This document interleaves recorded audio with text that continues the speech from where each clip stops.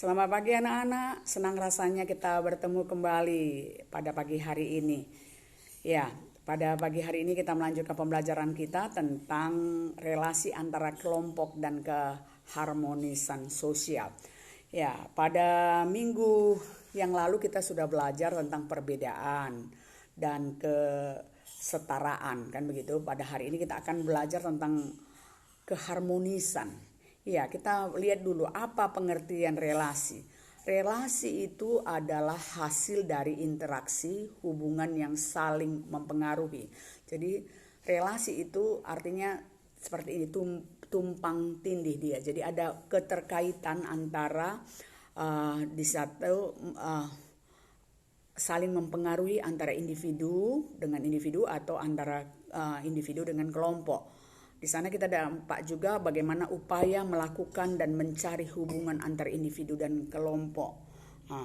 Relasi itu sebuah upaya untuk melakukan dan mencari hubungan atau pertalian antara individu dengan individu atau kelompok dengan kelompok atau individu dengan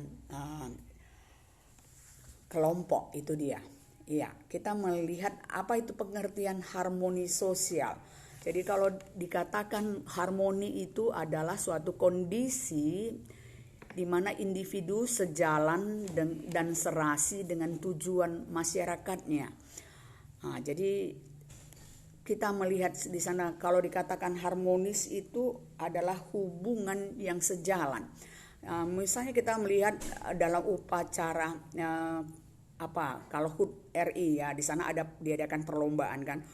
Orang yang berlomba di sana berbeda kelas, berbeda status, tetapi mereka punya tujuan yang sama, meraih kemerdekaan, memeriahkan hari kemerdekaan. Mereka mengikuti perlombaan, termasuk juga di situ panitia, termasuk juga di sana penonton. Jadi di sana individu itu sejalan, dan sesuai dengan tujuan masyarakatnya. Apa tujuannya tadi? Melakukan kegiatan merayakan HUT RI, itu contohnya, ya. Pengertian harmoni juga bisa dikatakan adalah cara tentang bagaimana individu saling berhubungan secara baik dan saling menghargai. Jadi di dalam harmoni itu ada di sana hubungan yang baik dan saling menghargai. Perpaduan antara keyakinan dan tingkah laku, menghormati, menyayangi apa yang ada. Jadi apa yang sudah ada itu dihormati. Itu ada suatu sikap. Dan harmoni sosial juga bisa digambarkan sebagai suatu bentuk solidaritas, ya. Apa penyebab harmoni sosial itu? Ada 3 di sana. Yang pertama, adanya kecocokan antara masyarakat. Yang kedua, dapat menyikapi perbedaan dengan hal yang positif. Ya, jadi kemarin kita udah belajar kalau kita masyarakat Indonesia adalah masyarakat pluralisme atau masyarakat multikultural atau masyarakat majemuk atau masyarakat yang beraneka ragam, heterogen. Jadi berbagai jenis. Jadi di dalam setiap perbedaan itu kita melihatnya, kita menanggapinya dengan hal yang positif. Di sana juga ada sifat saling bertoleransi. Cara menciptakan harmonis itu yang pertama adalah masyarakat diberikan pemahaman guna tetap menjaga lingkungan yang kondusif. Artinya di dalam perbedaan itu masyarakat bisa hidup seperti, contohnya begini, seperti kucing melihat tikus, dia tidak tangkap tikus karena dia berbeda. Tikus kecil, kucing besar, kan. Tapi tikus berjalan dengan tenang, kucing hanya melihat saja. Begitu maksudnya. Jadi masyarakat itu diberikan pemahaman bahwa hal yang berbeda itu menunjukkan keanekaragaman. Perbedaan itu tidak menunjukkan tinggi rendah. Jadi dia melihat perbedaan itu secara diferensiasi, ya, secara horizontal, bukan secara vertikal, ya, Nak. Yang kedua, orang tua harus menghimbau dan mengawasi anak-anak untuk mengenal jati dirinya. Jadi salah satu tanggung jawab orang tua untuk menjaga keharmonisan, maka dibilang keharmonisan keluarga. Jadi orang tua itu bagaimana dia mengawasi dan menghimbau anaknya untuk selalu menjaga keharmonisan di dalam perbedaan. Tentunya dia bersaudara juga akan berbeda. Dia juga cara pandangnya dengan orang tuanya juga berbeda, tetapi di situ orang tua menanamkan kepribadian yang seharusnya seperti apa yang harus dia terima di dalam keluarga itu. Yang ketiga adalah selalu berinteraksi dengan sopan dan tidak membuat orang lain benci. Ya, kata-kata yang pahit, itu membuat orang lain benci dan menyimpan dendam. Jadi berbicara sopan dapat menarik simpati orang lain, sehingga keberadaan kita selalu menjadi kebahagiaan tersendiri bagi orang lain. Jadi kalau kita datang, orang senang karena apa? Kata-kata kita itu bisa membangun dia. Jadi kita sebagai masyarakat Indonesia juga harus hidup menjaga mulut kita. Apa katanya? Mulutmu adalah harimaumu. Jadi gara-gara mulut kita orang lain juga jadi ribut, berarti kita tidak menjaga keharmonisan sosial. Upaya untuk menciptakan harmoni sosial itu ada beberapa, yaitu pertama, mentaati sistem dan norma yang telah disepakati bersama.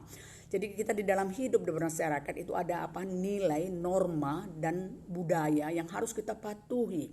Jadi di mana kita berada, kita harus beradaptasi, menyesuaikan sesuai dengan norma aturan yang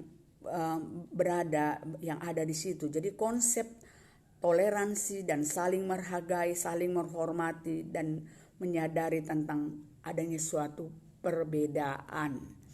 Jadi mendukung kerjasama dalam menyelesaikan masalah. Jadi kalau ada masalah itu harus diselesaikan, tidak masalah yang kecil dihilangkan, masalah yang besar dikecilkan. Begitu dia. Jadi kita harus mau bekerja sama, tidak masalah itu dibesar-besarkan sehingga membentuk jadi konflik. Terakhir dari konflik menjadi kekerasan, dari kekerasan terjadi disintegrasi. Kita tidak menginginkan itu untuk suatu keharmonisan. Jadi biasa itu terjadi suatu konflik atau perbedaan pandangan, pendapat, perasaan, tetapi dia harus dikembangkan rasa toleransi. Ya, yang ketiga adalah membangun komunikasi yang efektif, tidak menjelekkan yang berbeda dengan dirinya. Jadi hal yang berbeda dengan kita tidak jelekkan, kita tidak besarkan, kita cuman kamu begitu. Misalnya contohnya kalau orang Batak itu berbicara dengan suara keras dan kasar, sedangkan orang Jawa dia itu dengan lemah lembut. Kita tidak memaksakan orang Jawa harus seperti orang Batak berbicara, harus tegas, tidak begitu. Tapi kita berani belajar membangun komunikasi, kita saling mengerti, saling bertoleransi. Nah, di situ juga ada sikap solidaritas ya. Seperti apa bentuk harmoni sosial yang bisa kita nikmati dalam kehidupan kita bermasyarakat? Contohnya seperti kerja bakti ya. Kalau di dalam kerja bakti itu kan biasanya kan membersihkan lingkungan tempat tinggal kita kan. Jadi di sana orang yang hadir juga berbeda statusnya, tetapi mau bekerja sama untuk tujuan apa? Tujuan yang sama. Misalnya sekarang ini musim hujan, supaya jangan terjadi banjir di tempat lingkungan kita. Jadi dia mengangkat sampah lah, membersihkan, mencabut rumput lah, membersihkan selokan. Misalnya di dalam perayaan HUT RI, di sana tadi ada suatu perlombaan ya, ada kan bermacam-macam lomba. Jadi kita mengikutinya, semua yang menjadi peserta juga ikut di dalam pertandingan, ikut juga dalam penonton, semuanya dengan tujuannya sama, memeriahkan. Jadi di sana ada tujuan yang sama, orang yang ikut di situ mampu menyesuaikan diri dengan tujuan yang diinginin. Tradisi budaya lokal. Jadi kebiasaan-kebiasaan di kebudayaan kita masing-masing itu kita kembangkan, itu kita pelajari. Jadi seperti kamu juga bisa belajar tentang kebudayaan, misalnya orang Batak belajar tentang kebudayaan orang Karo belajar tentang kebudayaan orang Simalungun misalnya. Itu suatu bagaimana tradisi mereka. Jadi sehingga kita tahu apa yang pantas, apa yang tidak pantas. Berarti kita di sana belajar juga. Belajar melihat hal yang berbeda itu secara positif. Misalnya dalam pemilihan ketua rukun tangga, ya kita bermusyawarah melihat perbedaan-perbedaan sehingga kita memilih orang yang cakap yang menjadi ketua di dalam lingkungan tempat tinggal kita. Baik anak-anak Ibu, pada hari ini sampai di sini pembelajaran kita. Ibu harapkan kamu belajar dengan baik karena minggu depan kita akan penilaian ulangan akhir semester. Ibu harapkan kamu semua tetap semangat. Selamat pagi.